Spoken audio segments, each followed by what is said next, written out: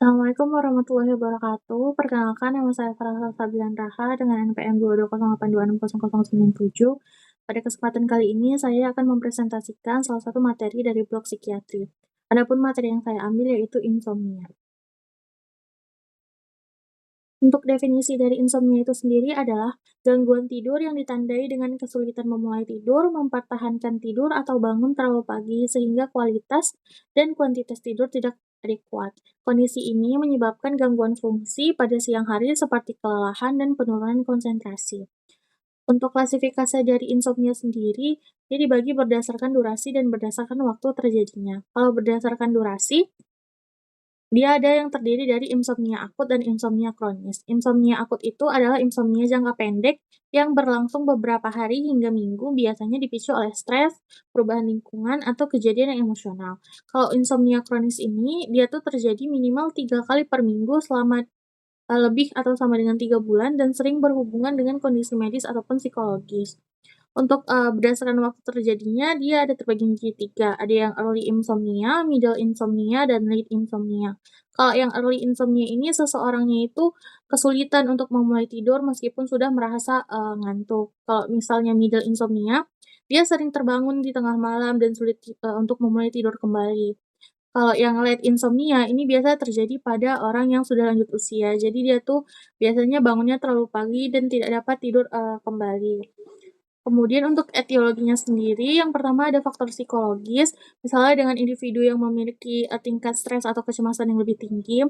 Kemudian faktor perilaku dan kebiasaan tidur, misalnya orang-orang yang memiliki kebiasaan tidurnya, suka begadang atau, orang-orang yang, pekerjaannya itu memaksa dia untuk, tidurnya tidak sesuai dengan jam yang seharusnya.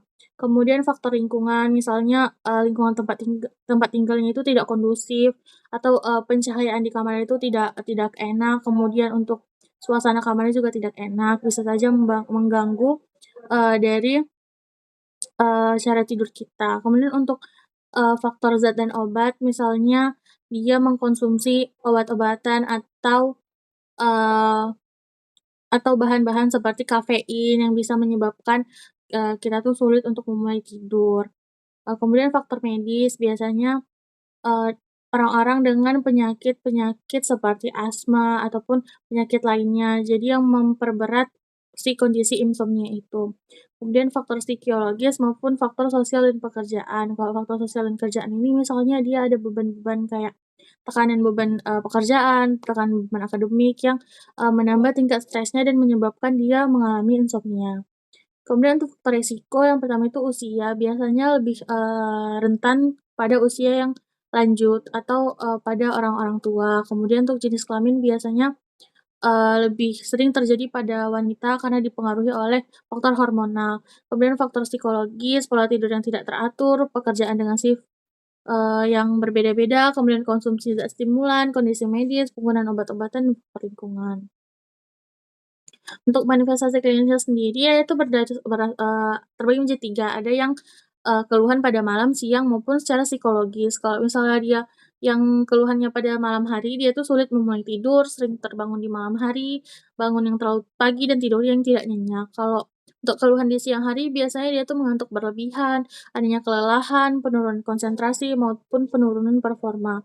Untuk gejala psikologisnya, dia tuh jadi mudah marah dan lebih emosional, dan cemas secara berlebihan dan mood-nya itu menjadi buruk. Untuk, cara menegakkan diagnosanya itu, kita bagi beberapa, yang pertama itu berdasarkan anamnesis. Jadi penegakan diagnosa ini diagnosa anamnesis insomnia ini diawali dengan anamnesis mengenai keluhan utama pasien yang meliputi kesulitan memulai tidur, sering terbangun di malam hari atau bangun terlalu pagi, serta dampaknya terhadap aktivitas di siang hari.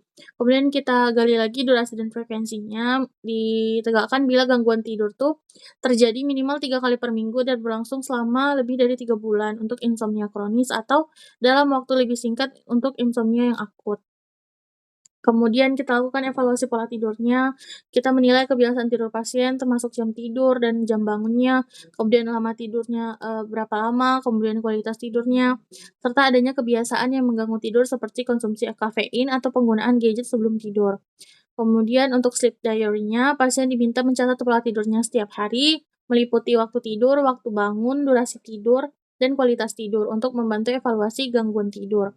Kemudian kita berikan kuesioner tidur, jadi penggunaan kuesioner standar seperti Insomnia Severity Index ini atau Pittsburgh Sleep Quality Index membantu menilai derajat keparahan dari insomnia itu. Kemudian kita lakukan pemeriksaan fisik dan psikologis. Pemeriksaan fisik dan penilaian kondisi psikologis ini dilakukan untuk mengidentifikasi penyakit medis atau gangguan mental yang dapat menyebabkan insomnia. Kemudian kita lakukan pemeriksaan penunjang, bisa dilakukan polisomnografi meskipun tidak rutin dilakukan, namun digunakan bila dicurigai gangguan tidur lain seperti sleep apnea, restless leg syndrome, ataupun parasomnia. Kemudian untuk tata laksananya, untuk non-farmakologis bisa diajarkan sleep hygiene, kemudian terapi perilaku kognitif untuk insomnia atau CBTI, kemudian dilakukan teknik relaksasi. Untuk farmakologisnya dapat diberikan hipnotik sedatif maupun obat pendukung.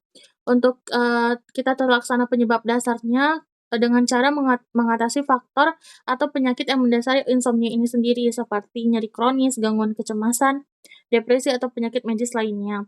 Kemudian kita berikan edukasi kepada pasiennya mengenai pola tidur sehat dan dilakukan pemantauan berkala untuk menilai perbaikan gejala dan mencegah kekambuhan. Ini adalah referensi yang saya gunakan. Mungkin itu saja yang dapat saya sampaikan, kurang lebihnya saya mohon maaf. Saya akhiri, assalamualaikum warahmatullahi wabarakatuh.